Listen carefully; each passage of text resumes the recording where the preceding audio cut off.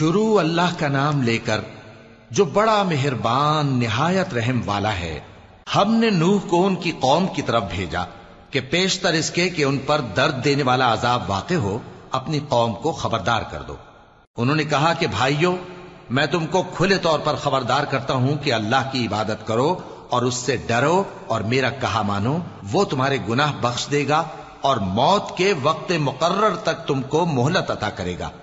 جب اللہ کا مقرر کیا ہوا وقت آ جاتا ہے تو تاخیر نہیں کی جاتی، کاش تم جانتے ہوتے۔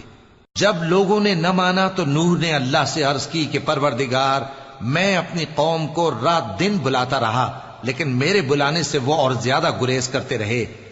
جب میں نے ان کو بلایا کہ توبہ کریں اور تو ان کو معاف فرمائے تو انہوں نے اپنے کانوں میں انگلیاں دے لی اور اپنے اوپر کپڑے اوڑھ لیے اور اڑ گئے اور خوب تکبر کرنے لگے۔ پھر میں ان کو بلند آواز سے بھی بلاتا رہا، پھر علانیہ بھی اور رازداری سے بھی سمجھاتا رہا۔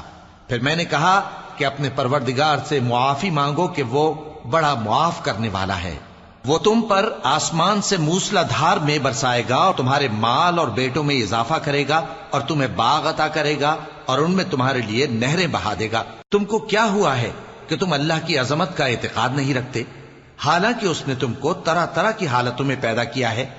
کیا تم نے نہیں دیکھا کہ اللہ نے 7 آسمان کیسے اوپر تلے بنائے ہیں اور چاند کو ان میں روشن بنایا ہے اور سورج کو چراغ بنا دیا ہے؟ اور اللہ ہی نے تم کو زمین سے ایک خاص طرح سے پیدا کیا ہے، پھر اسی میں تمہیں وہ لوٹا دے گا اور اسی سے تم کو نکال کھڑا کرے گا۔ اور اللہ ہی نے زمین کو تمہارے لیے فرش بنایا تاکہ اس کے بڑے بڑے کشادہ رستوں میں چلو پھرو۔ آخر میں نوح نے عرض کی کہ میرے پروردگار، یہ لوگ میرے کہنے پر نہیں چلے اور ایسوں کے تابع ہوئے ہیں جن کو ان کے مال اور اولاد نے نقصان کے سوا کچھ فائدہ نہ دیا، اور وہ بڑی بڑی چالیں چلے اور کہنے لگے کہ اپنے معبودوں کو ہرگز نہ چھوڑنا، اور ود اور سوا اور یغوس اور یعوق اور نصر کو کبھی نہ چھوڑنا۔ اور اے پروردگار، انہوں نے بہت لوگوں کو گمراہ کر دیا ہے، اور تو ان ظالموں کو اور زیادہ گمراہ کر دے۔ آخر وہ اپنے گناہوں کے